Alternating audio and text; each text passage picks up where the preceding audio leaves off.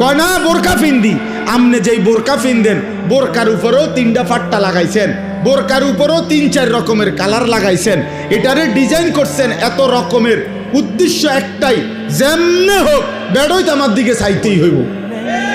বেড়ই তুই যদি আন্দাও তোরে ডাক্তার দিয়ে অপারেশন করে হলেও চাইবি বেড়া আমার, তাড়াতাড়ি চোখের চিকিৎসা করবে না।